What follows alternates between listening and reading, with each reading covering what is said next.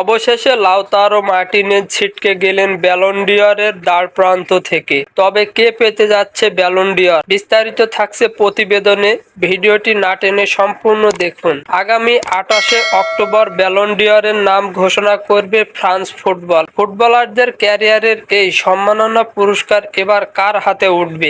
এর প্রতিবেদনে Ballon d'Or সংস্থা 35 জনের নাম প্রকাশ করেছে। তার শীর্ষে রয়েছে 5 জন খেলোয়াড়ের নাম। ব্রাজিলের ভিনিসিয়াস জুনিয়র, আর্জেন্টিনার লাউতারো মার্টিনেজ, স্পেনের রদ্রি, ইংল্যান্ডের জুড বেলিংহাম এবং স্পেনের দানি কারবাহাল। ধারণা করা হচ্ছিল আর্জেন্টিনার লাউতারো মার্টিনেজের হাতেই উঠবে ব্যালন ডি'অর, কারণ তিনি ক্লাব এবং জাতীয় দলের হয়ে পারফরম্যান্স ভালো করেছেন। তবে তাদের মাঝে একজনের নাম খুব ভালোভাবেই উঠে আসছে। তিনি হলো ব্রাজিলের ভিনিসিয়াস জুনিয়র। তিনি জাতীয় দলের হয়ে কোনো পুরস্কার না পেলেও ক্লাবের হয়ে তিনি অনেক ভালো ভূমিকা পালন করেছেন। 2024 ব্যালন ডি'অরের তালিকায় ভিনিসিয়াস জুনিয়রের নাম খুব ভালোভাবেই উঠে আসছে ক্লাব ফুটবল থেকে।